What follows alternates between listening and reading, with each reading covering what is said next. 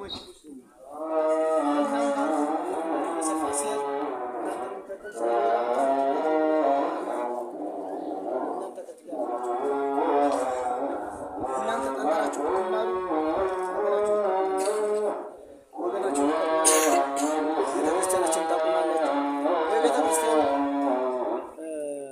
እዚህ ውስጥ የቄስ ልጅ ያልሆነ አለ አይደል? የቄስ ልጅ ያልሆነ ግን የቄስ ልጅ ባትሆኑም እዚህ የነበሩ ቄሶችን ታውቃላችሁ።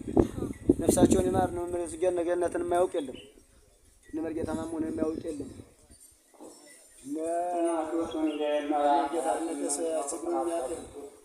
ዛሬ እነሱ